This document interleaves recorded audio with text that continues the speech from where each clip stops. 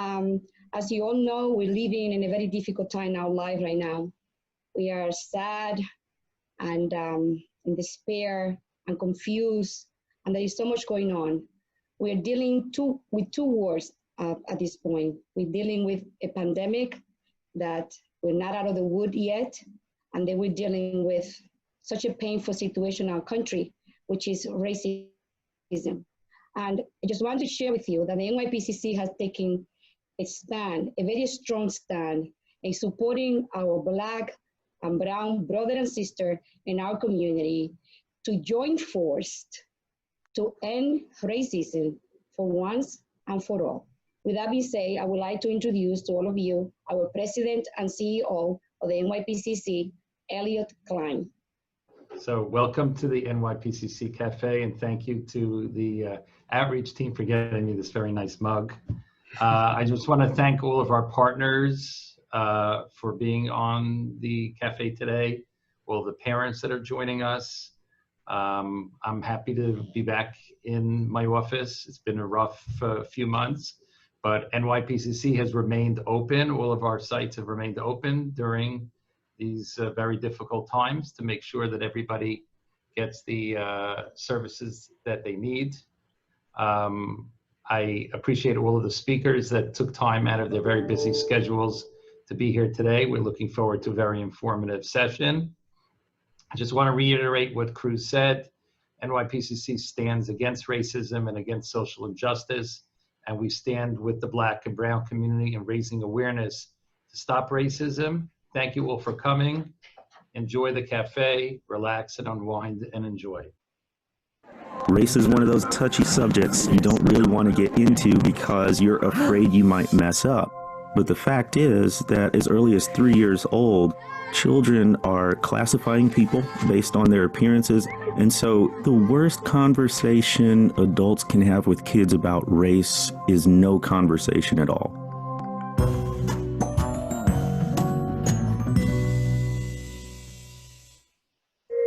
Talking to kids about race needs to happen early, often, and honestly.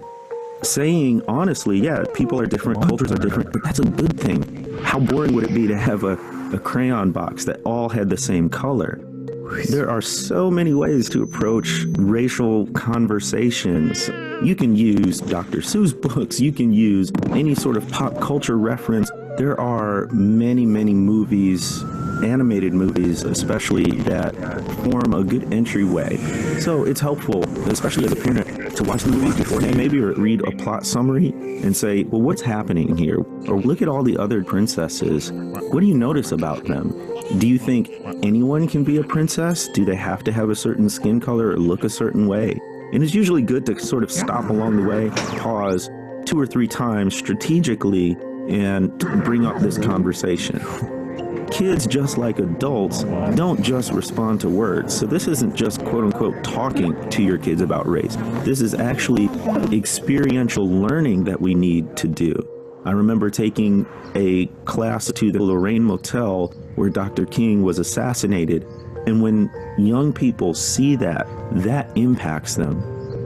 And then we can use that experience, that hands-on, visceral encounter with race and racism to have a much more substantive conversation, and it feels different.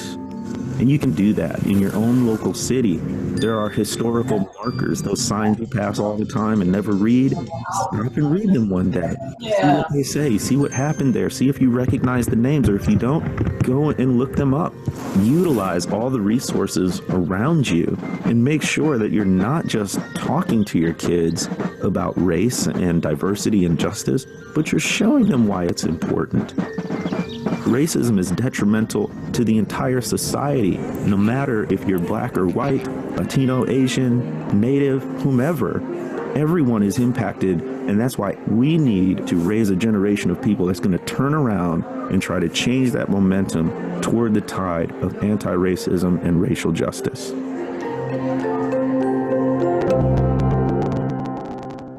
Thank you, Anthony, for that awesome video. Welcome everyone again to our webinar, NYPCC Cafe. We hope that you all have your cups of coffee, tea, or water ready so that we can have a great discussion together. And so I'm going to get started and now want to turn it over to our keynote speaker and panelist, Sylvia Springer, who is going to have a presentation. Sylvia? Well, good afternoon, everyone. And I'm going to open us up today about talking to our children about racism. And I say open us up because this needs to be an ongoing discussion, not only with our children, but in our community as well. Racism is not new to us. We've all been living with it, but now it's time to push it away more. It's understanding that racism is like a thread that has been woven in a piece of cloth. It is in every institution that we have to deal with in American life, and we need to be aware of it. And we also need to be aware that each one of us has a role. There is something that each one of us can do to lessen or do away with the effects of racism in our lives. So what I would like to do today is just really focus on the importance of having ongoing conversations and the importance of teaching children their history. And when I say teaching children our history, it's also us learning our history, because many times we don't know who we come from. We don't know who our ancestors have been, the immediate ones that we know of, as well as the ones who have lived thousands of years ago. And armed with this information, we will be able to hold our head up high and combat whatever comes at us with more success. I want to start with Martin Luther King, who I greatly admired, who said, "I have a dream that my 4 children will one day live in a nation where they will not be judged by the color of their skin, but the content of their character." This was 1963. We're not there yet. We still have got work to do. So let's start with some basics here in terms of race. First of all, the US is a race-constructed society. What do I mean by that? Everything that's done here is based on race. And you're going, huh? Is that real? Yeah. I want to point you back to 1619, when that first group of Africans arrived on the shore. Yes, they came over, and having slaves was not a new concept, because slaves were normally given in military excursions. When one group of people lost, the winning group took the natives of that land and enslaved them, but it was only for a period of time. And then people were able to return to some semblance of normality.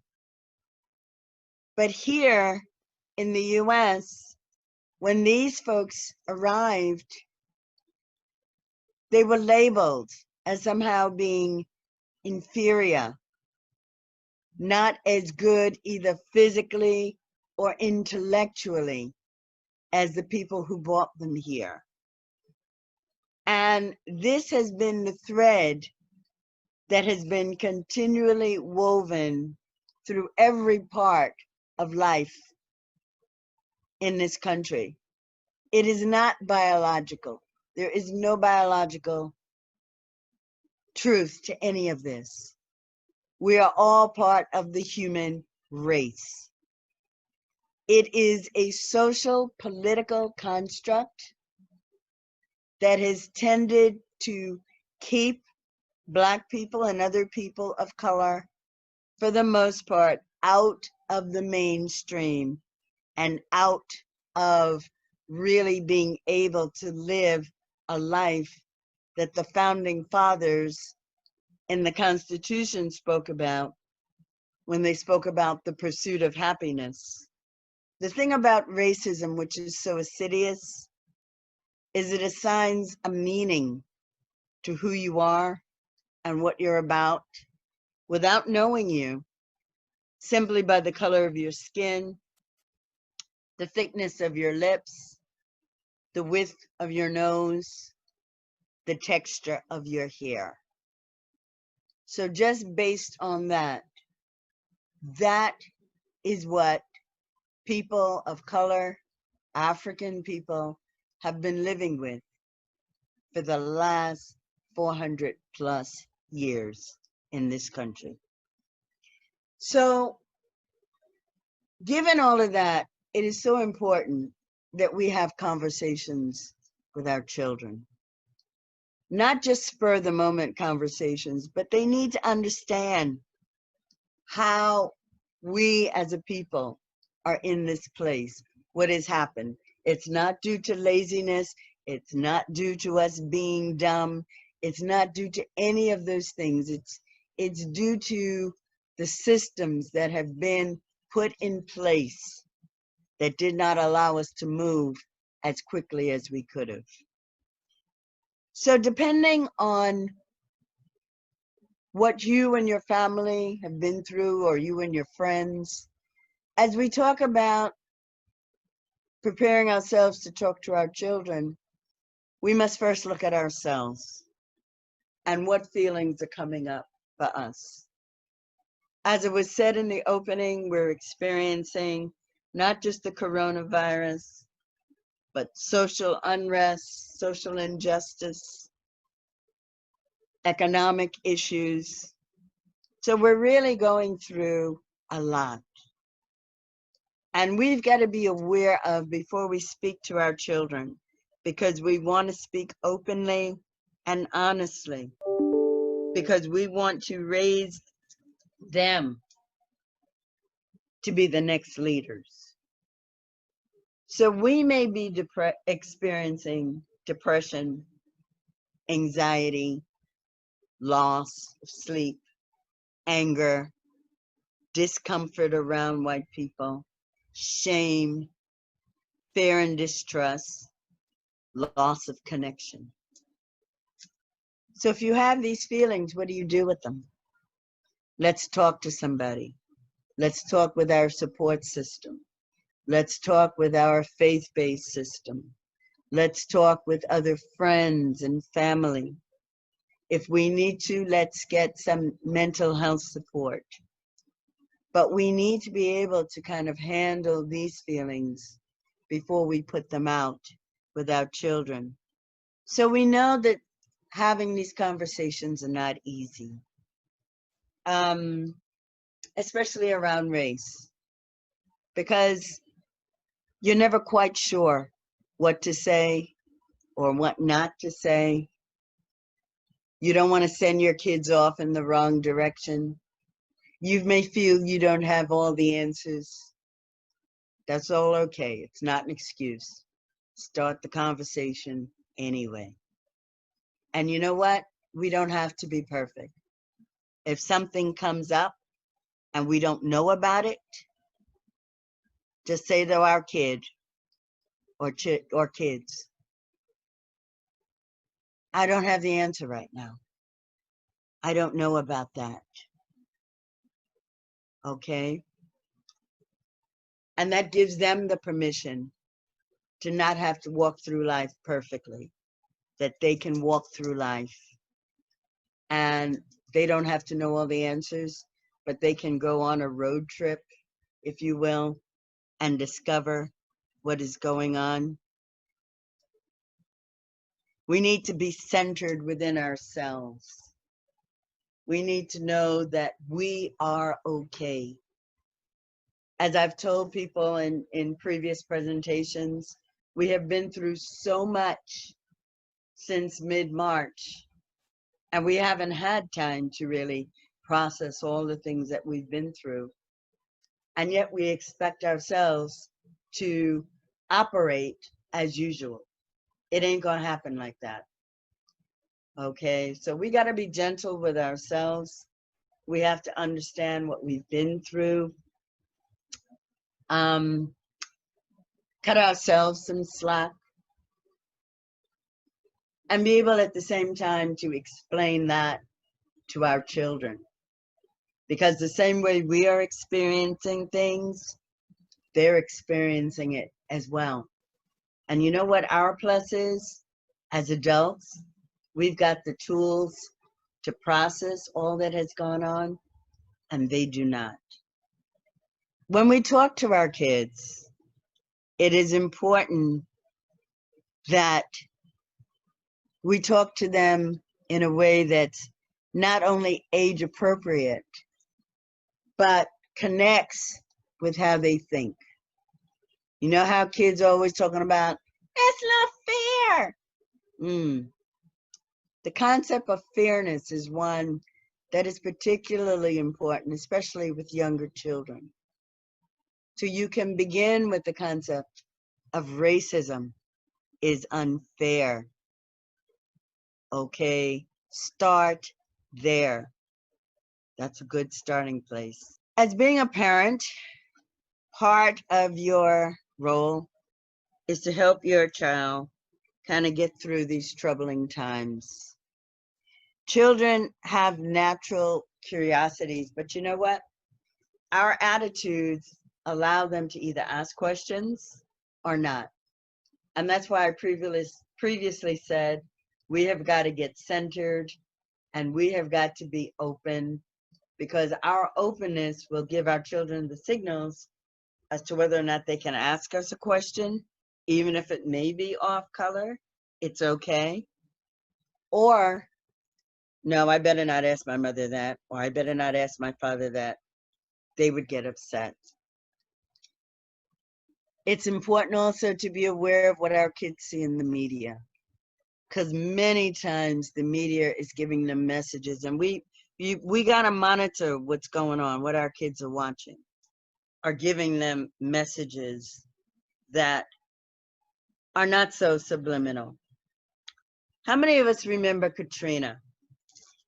And I remember this one scene where you saw some Black folks breaking into a store, swimming down the street, breaking into a store, a grocery store, and getting some food. They were labeled as looters.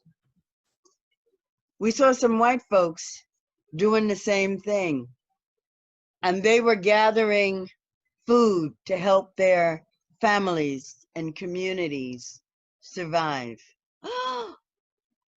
What's wrong with that? That's what you call a teachable moment. Both of these folks were doing the same thing. They were trying to survive. Let's talk about being open again and helping our children know that as humans, it's okay to make a mistake. You said something to somebody, well, that wasn't correct. But you have an opportunity to apologize for it, to make good for it. It's all a learning process. It's only when we allow things to happen and just move on like it didn't happen, or whatever, like, it's okay, I said it, so what? That real damage is done. And when I talk about us getting straight as adults, as the teachers of our children, we've got to help them to see the humanity of all people. So we've got to be there and be an advocate for all people of all cultures, because that's how we want them to grow.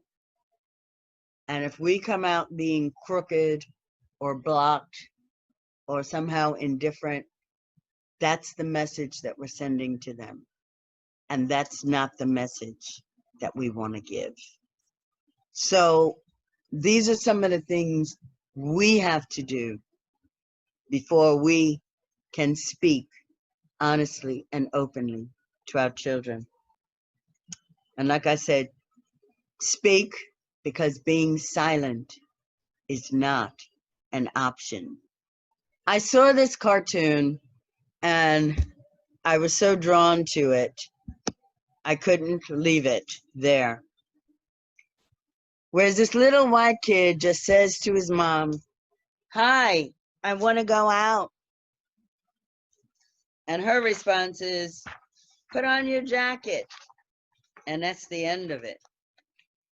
But for the little black kid, it's put on your jacket, keep your hands inside at all times, don't make any sudden moves, keep your mouth shut around police, don't run, don't wear a hoodie, don't give them an excuse to hurt you. All this little kid wanted to do was go outside. So you see right away the messages that's sent out in this society is very uneven. One kid is just told, "Put your jacket on."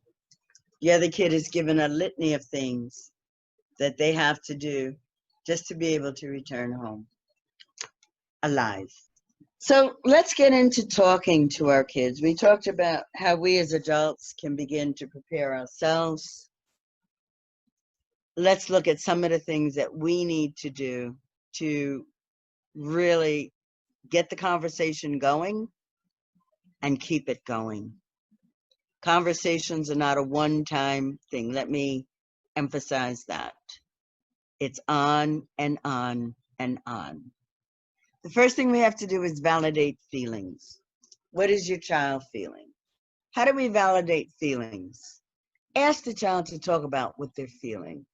If they're having difficulty, maybe verbalizing it, let them draw it. Let them act it out.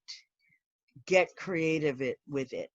The important thing is you're communicating to your child that you are concerned enough that you want to understand what it is that they are feeling.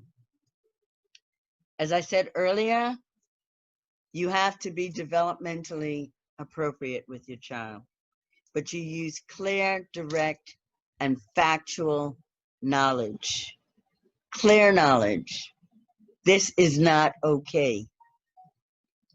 Racial violence is wrong.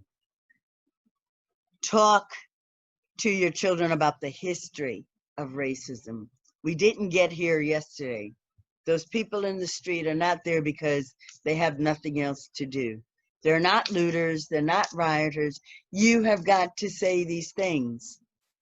Otherwise, if you depend on the news media will plant these seeds in your child's heads. Encourage questions. And as I said before, you don't have to know all the answers. Okay? Be calm about it. Now, that doesn't mean that you hide your feelings, but if you feel upset about something and you start to cry, if you feel like, "Oh God, what's going on?" share that with your child, because you're also giving the child permission to have feelings. "Mommy, I feel sad too. Mommy, I'm feeling angry that occurred." Okay? Keep the conversation open. The conversation should start as young as 3 and go on. It should go on a lifetime, because racism affects us differently as we move through different stages of our lives, and we have different feelings and different things come up and times change, and we want to be a part of that conversation, because as parents we're always there to guide and give the appropriate wisdom to get our children through. We want to rely on our support systems, because our support systems have been there for eons. Don't think you got to this point by yourself.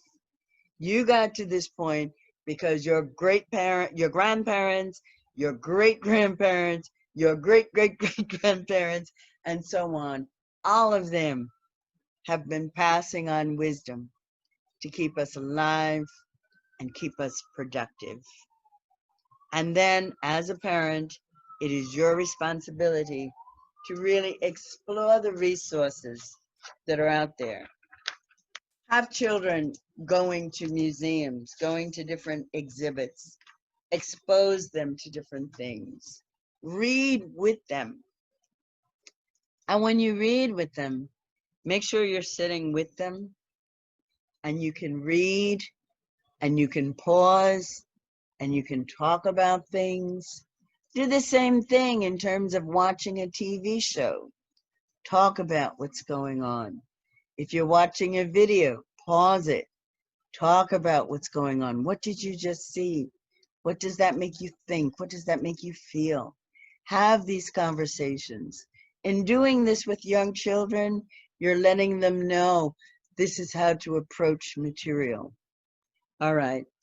So let's move on in talking about specific things that we should be aware of. I've been saying all along to more or less when you talk to children, be mindful of how old they are and where they are developmentally.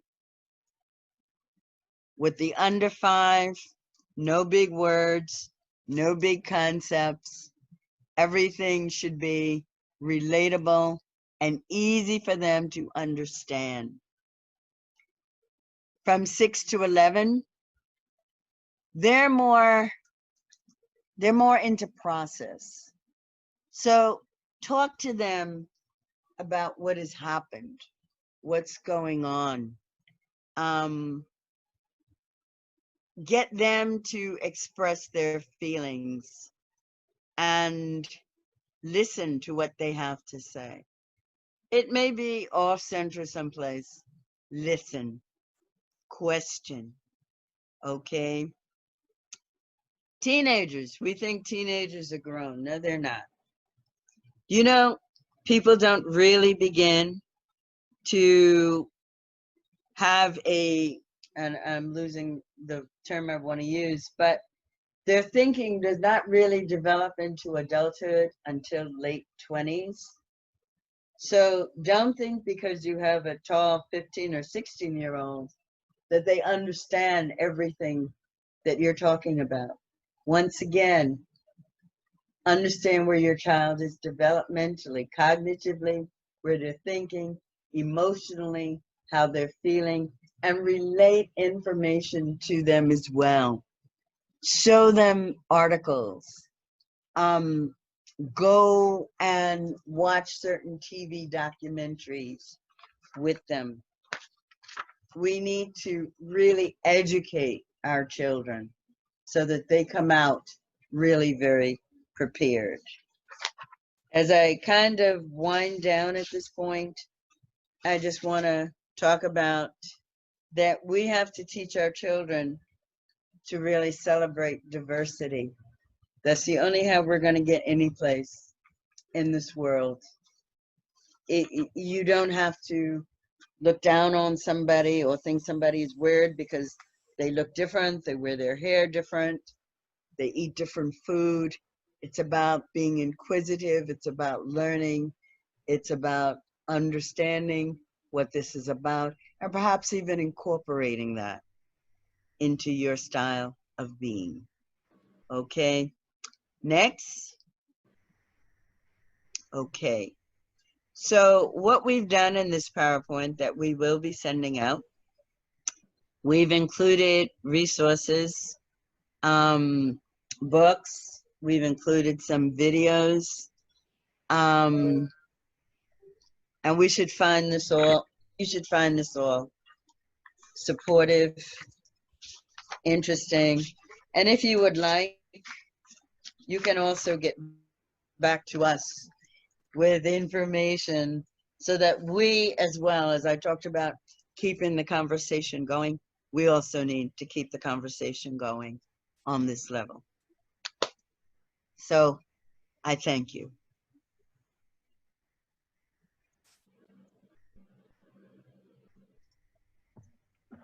Thank you so much, Ms. Springer. Again, you are amazing.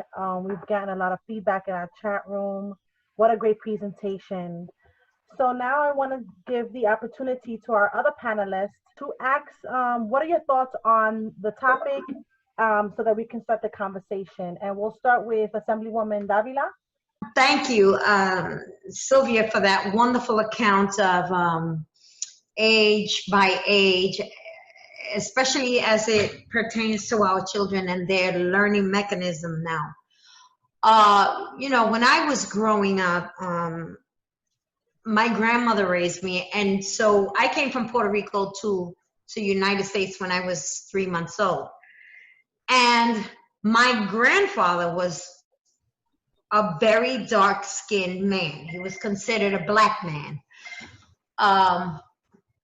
And we really didn't understand the challenges of where we stood, whether we were black or we were white or what were we? We didn't understand. And I don't think at that point my grandmother or my grandfather could explain, because in Puerto Rico you have all type of race. You have blacks, you have white, you have everybody living in the same communities. It wasn't really until the age of 25 when I had my own family, yes, and I agree with you. Back in the days, we paid $100 worth of rent in a 2-bedroom apartment right here in Bushwick. But it wasn't easy. I really came in touch with racism when I was about 25 years old, and I'll tell you why. Where we lived here in Bushwick, we were not able to live past a certain block. So we had the African Americans, the Hispanics, living in a span of 3 or 4 blocks going into Bedford-Stuyvesant. And we had a blackout in 1977. Right, right. We had a blackout. I was 14 years old. And I didn't understand why this blackout gave the opportunity for African Americans and Hispanics to come in and just burn down. And there was a section, I live here and I helped organize it back. But there was a section on Broadway where there were affluent stores. There were Buster Brown's, big name stores that we could not shop in. We couldn't shop in. We could not walk down Irving Avenue or Wyckoff Avenue without being harassed or beaten up. And that's the life we lived. I did not understand that, but we knew we had to stay in a certain parameter. That was the opportunity. And then I realized as I got older, that was an opportunity that the oppressed took on to take over their communities, because there was a majority of us living in a lot of fear. So the blacks and the Hispanics burned down the community. They burned it down. Am I saying that's the right thing to do? No. But when you are oppressed and you're holding on all of these feelings for so many years, you definitely become very angry and bitter. And you know what? I understood then that there was a different class of people that we were not allowed to infiltrate because of the fact that we had a certain skin color or we came from a different demographic. We were Hispanics. Public housing. Look at public housing. I've been fighting to get my public housing developments on track, get them the resources that they need. But that to me is modern slavery. Keeping people oppressed in areas and in apartments that are sometimes inhumane. It's blatant. It's no surprise to me that people are standing up now. They've had enough. They've had enough. And until Black Lives Matter, nobody else's life is going to matter. Thank you so much, Assemblywoman Davila. We're going to also ask our next panelist, Derwin Manigault. Derwin, what are your thoughts on the topic and what we've discussed so far? Well, I want to say thank you for having me. I'm so humbled to be a part of this discussion. I have to say that I'm glad I'm going behind Assemblywoman Davila, is it? You are so on point. I'm from the Bronx originally, and what Sylvia mapped out was so on point. I mean, I have to, you know, I'm sure everyone that's part of this Zoom platform has their own live life experience. So I'm going to speak from the I perspective, right? I'm going to speak from the I. And I remember at age 14, my family was part of that movement in the 70s where everyone was trying to get out of the city. And they decided for us to move upstate. So I remember that long drive across the George Washington Bridge, and my life went to total end, leaving New York City. And we were part of the families that were going to be integrated in upstate New York. Well, it was a very eye-opening experience. What we found out was they weren't ready or even willing to accept the integration of African Americans living in the upstate Orange County area, and even having home ownership, because we bought a house. When we got up there, we had this anticipation we were going to be in a school where we saw children and people like us. We didn't. We were bused 20 miles to Pine Bush High School in Pine Bush, New York, where we were bused there because they were not going to receive state aid because they did not meet the quota of integrated race or other culture or ethnicity in their school district.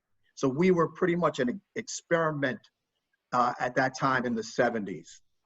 And when we went there, we received so much hatred. I remember having crosses burnt on our yard.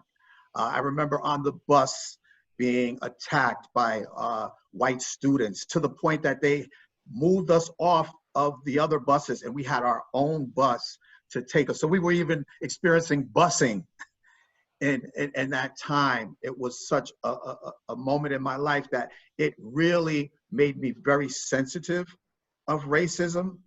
It made, because when I was in the Bronx, we lived in our communities. It was people like us. You know, we didn't, you know, it really wasn't we weren't impacted by racism as far as us playing and having friends and families we knew, other than we knew there was places we couldn't go. There was things we couldn't do. When we went places, there was behaviors and things we had to, ways that we had to conduct ourselves. So we were very conscious of that. We were taught that. But up there was such a rude awakening. It was such overt racism, things being said, being spit at. It was, and the whole idea was you had to control your behavior because one incident, you could be put out of school. They were going to expel us at a drop of a hat. It was such a time. So I totally agree in all the points that were made prior to me, and I definitely can identify with those. I do know that it really set up the framework on how I had this discussion with my children. And as Sylvia said, Katrina was the moment that this discussion happened. My girls, I have twin daughters, they were 6 years old when that Katrina event happened. And all they asked me at 6 years old, Daddy, why are the people crying? Why is this happening to them? And I tried to explain it to them very simply. And I told them, sometimes people like us don't get help right away. Sometimes people like us, we're left behind. And they looked at me and I could see in their face like they were like, they just couldn't understand something like that could be done. And as an African-American, you know, as a Black male, the one thing we want to do is protect our children. So in having this discussion, I also kept thinking about, I wanted to salvage their, the whole piece of them being innocent, right? Their innocence. I didn't want them to have to think about these things at a young age. However, we were being thrust right into it with the Katrina event. But what that enabled me to do was, as they got older, I started to introduce history, historical events, things that they could get that would make them more inquisitive about race and how the construct worked. And as they got older, we were able to have deeper discussions about race and racism. And then they understood what color consciousness was, like, you know, being followed in shopping malls, or, you know, understanding why they might not have a free opportunity at a particular event in school, why they might be overlooked. We talked about that. And what that enabled me to do was just reinforce that they are somebody. They're beautiful. They are Black and wonderfully made. I would instill these things in them as young women. And they ended up going to HBCU. They're going to Delaware State. So it just continued with them, and they have no problem with talking about race now. We have these open discussions, and I'm sure everyone have their own lived experience. I just want to encourage, like Sylvia pointed out, we need to have the discussion. Don't be afraid to talk about it. Use the historical references. It's so important. The reason why, you know, I feel at times we may have dropped the ball, like Congresswoman said, is that we didn't continue to talk about our history, our narrative. We need to continue to talk about it, not be ashamed of it. You know, we sometimes think that we have arrived, but as we see now, the knee is not off of our necks. It continues to be there. We're continued to be oppressed. You know, we have the talk, right? This thing. I remember when my father sat me down and we had the talk, and it was so relevant. He didn't know I had already been experiencing these things, but he felt he had to share with me what I needed to do. The understanding is that you don't always have to be right. You need to come home. You need to make it out of that experience, out of that event. So I learned that. And in my course of my profession, I understood that when the opportunity to rise, have a voice. Because, you know, when you look at the numbers, we don't have a lot of representation in certain areas and arenas. So those of us that do have the opportunity, we have to remember, or at least I try to remember, you know, to have a voice. We're one of the only race, Black and brown, that one action of one, the whole group, you know, gets blamed for it, right? So we need to understand that we need to continue having the dialogue that, you know, this isn't a single experience, it's a group experience. Thank you so much, Derwin. Thank you. Thank you. Reverend Alfonso, Dr. Wyatt is here also. Dr. Wyatt, can you give us a couple of words on how you feel about the topic, or what are your thoughts on the topic? And then afterwards, we'll get into questions. Well, first of all, allow me to celebrate all that are on the line to present their experiences, their lived experiences. My dear sister Sylvia up there, thank you, Brother Derwin, Assemblywoman. We've sat next to each other a few times. You see that fire? It's still burning, girl. To Selena, to Anthony, to Jonathan, to all who are making this possible. I'm not going to, I was going to say one thing, and then Sylvia, she covered all of that. Derwin reminded me of some things, and I was old enough to be around. So during, not when Brooklyn went up, well, maybe it was the same time, but when Martin Luther King was assassinated, and over 120 cities. I was a sophomore at Howard University at the time. So what I want to do is just maybe hop around a few places and then just stop talking. I'm just going to stop talking. But my first experience, and Derwin, you inspired this with me. I went to I grew up in the South Bronx, yeah. Went to thank you. And then we moved to Queens. That's another story. I went to an all-Black school 2 blocks from my house. And then all of a sudden, I hear that I'm going to an all-white school 3 blocks from my house. Those 2 schools, for all intents and purposes, could have been on different planets in terms of I'm a kid and I see resources. I see things that I didn't see at the other school.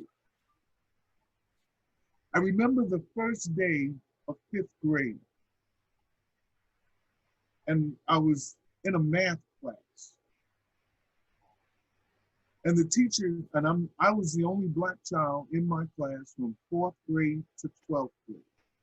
I went to a high school of over 4,500 students on split sessions, and still was the only child of color. I'm going to try to tie this up in a minute.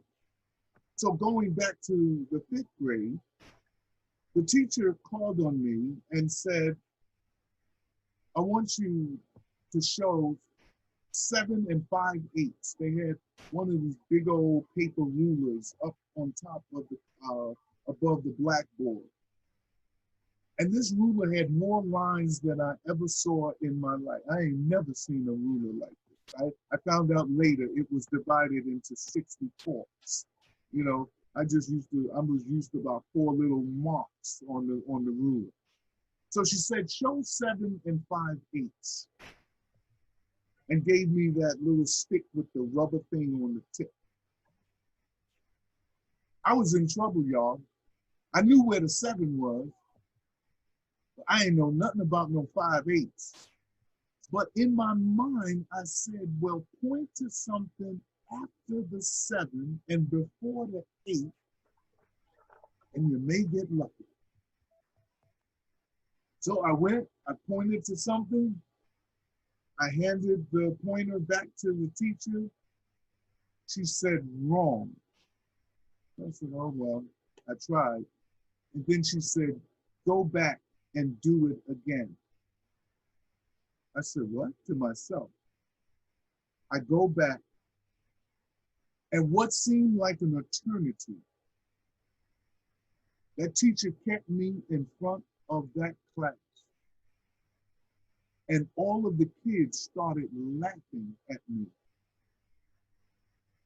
And I was mad because I knew some of them didn't know where 7 5/8 were. But let me tell you what happened. My confidence in man at that very moment left me. Racism, and especially racism expressed to a child, can have deleterious effects for the rest of a child's life. So let me tell you what the best antidote against racism, against hate, is love.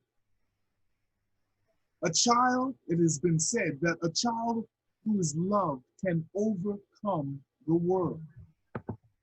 So now I'm coming into your house. I'm coming into your heart. I'm coming into your head, into your home. How do you show love? How do you show up in love? How do you give the protection that our babies need by knowing that they are loved, that they are someone? It's great to be able to say Black Lives Matter. It's great that down in my second hometown of Washington, D.C., leading up to Pennsylvania Avenue, Black Lives Matter is painted on the street. But let me bring this home. How do you show your children that their lives matter? How do you express to your own child that they are important, that they are bright, that they are loved and protected? That's where the seed has to be planted. A seed of love, a seed of expectation, a seed of respect. Now, some people may not cheer for Fonzo in the Zoom chat. Because you're gonna ask, well, what does this have to do with institutional racism? I'm here to tell you it has everything to do with it. Because I'm sure that somebody told Martin Luther King Jr. and shared love with him. And do you know that he was combating racism? He started at 24 years of age. We still got people much older than that still trying to find themselves, and this is not enough.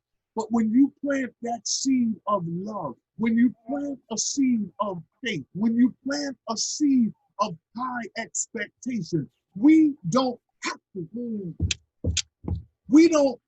go to the president. We don't have to go to his house. We don't have to go to anybody's house to ask them for permission to love our children. That's something that is within the parameters, that's within our abilities, what's in us to be able to do.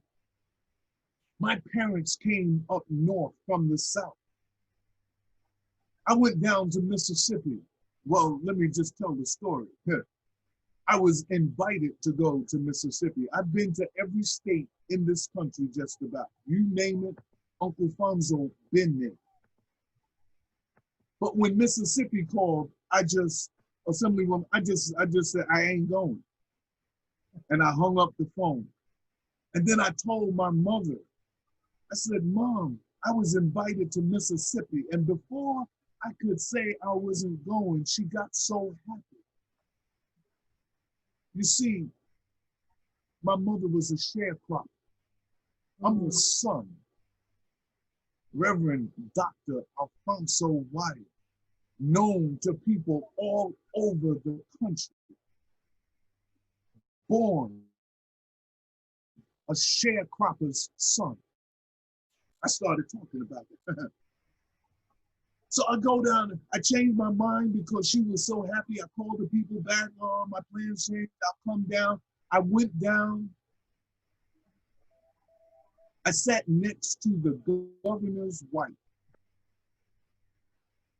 And I felt like I was transported back into the 40s. Never looked left, never said, welcome to the great state of Mississippi. I know how to talk like that too. Didn't say nothing, just look straight. Head stiff, pearls, and gloves. Now this is gloves. They stopped wearing gloves, but that's another story. I go down, I give a speech, and I put some extra hot sauce on it. Sounds weird. People are standing up, a standing ovation. And before I could take my seat, I told them that I have to confess something. I told them that I did not want to come. And I just said, and y'all know the reasons why. But all since I've been here, I've only seen hospitality. I didn't talk about the governor's wife. All I saw was hospitality, and I'm appreciative of it. Somebody's got to plant the seed inside of our next generation, this generation. Everybody's talking about the new normal. Well, let me tell you, it's the new next. And I believe that some of the children that are in our care will be the ones who will shape the new next. I believe that. Oh, you better believe it. And your job, beloved, as parents, is to make sure that you are modeling. Sylvia said it, but I'll hit on it. Make sure that you are modeling the behavior that you want your children to exemplify. You can't talk about loving folk and you talking about hating who you hate in your house. That's a contradiction. We've got to get rid of contradictions. We've got to get rid of those things that are tearing us apart. We've got to come to the understanding that your child plus my child equals our children. And yes, Black folk had it rough for 400 something years, but that don't mean that other folk ain't catching it. I had a friend who worked in East Harlem, and she was Afro-Latina. She was from Puerto Rico. And she would call me, Poppy, I work in an elementary school in East Harlem, and I see the mothers bring their children to school. And no matter what the weather, rain, sleet, or snow, or hot and humid, they stand outside of the school across the street until school is over so they can pick up their babies to make sure that ICE did not come and take their children away. Only a heart of stone would not feel that. We have the opportunity now to unify as never before and not allow the forces that are very clever in finding ways how to divide people. What a great word. What a great inspiration. We're going to take a couple of questions now, which the chat boxes has been on fire today. And that's just a testament of all the great panelists that we have here and the great work and conversation that we are discussing. So let that be a testament to the great job that you're doing. Let's see here. We have some questions. We have here for Assemblywoman Marita Davila. What kind of things can we do to support children's development? Well, I think that one, it has to start at home. When they're not home, I believe that all the history books need to be rewritten, okay? Because they are not taught about their cultures.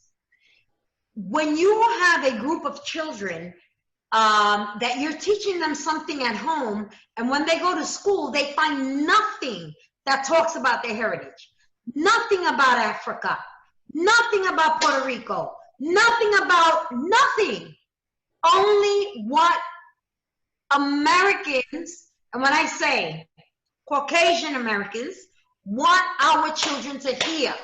Those history books need to be rewritten so that it reflects our children.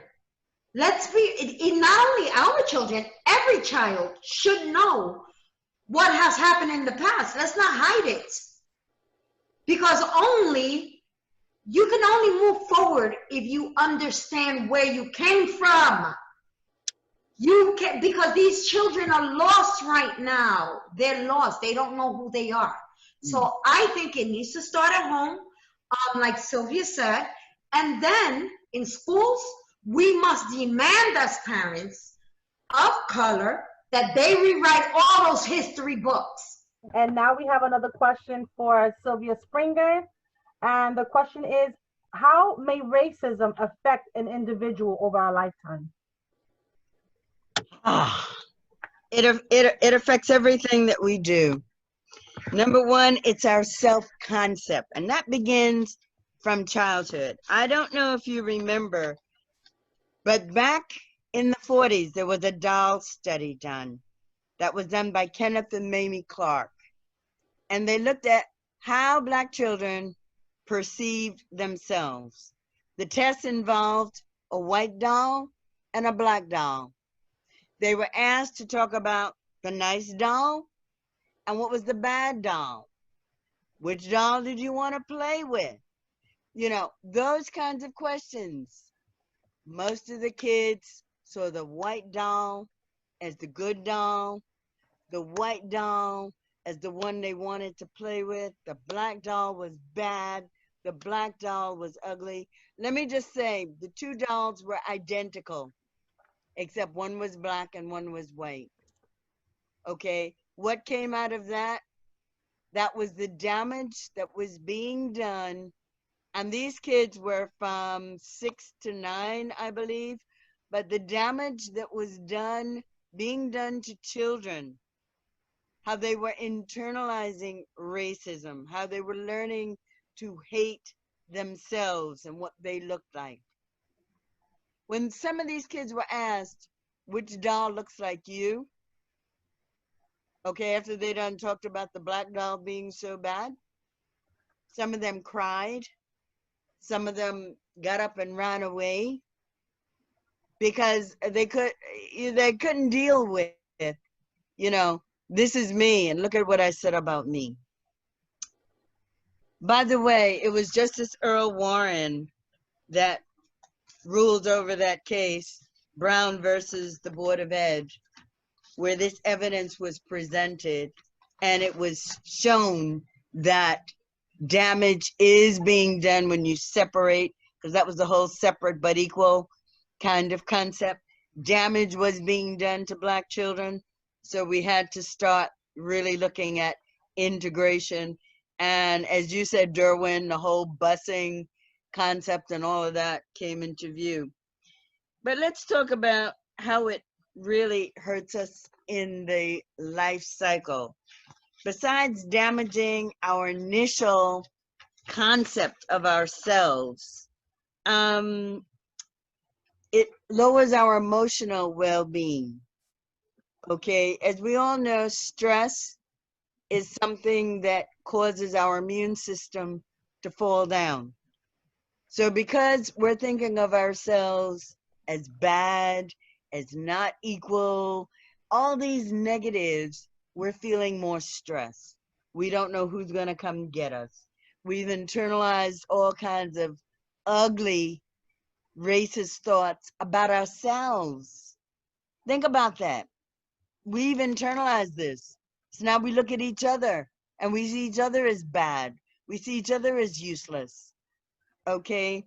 We don't strive as hard. We give up easier. All right? And that was shared in Reverend's story about his connection to math. So this thing goes on throughout the life cycle. We have more mental health issues. And because we don't trust the system, and this is stress, and this is all the trauma that we've gone through that produces these mental health issues, we don't seek the help that we need because we don't trust we're going to get the right thing anyway. So all these things hold us back. So what do you see out here? Most of these folks who are homeless, who are addicted, these are all mental health issues that were never addressed. Or either we had inadequate services in our communities that did not address them appropriately. So how does this cover the life cycle? It takes us from childhood with our very concept of ourselves, what we internalize about ourselves, all the way through adulthood. What an amazing webinar we had today. On behalf of NYPCC, I would like to thank you all for attending this webinar. I want to thank the panelists and everyone who contributed to making this webinar a reality. We are here for you. You're not alone. If you need to speak to someone, please reach out to us.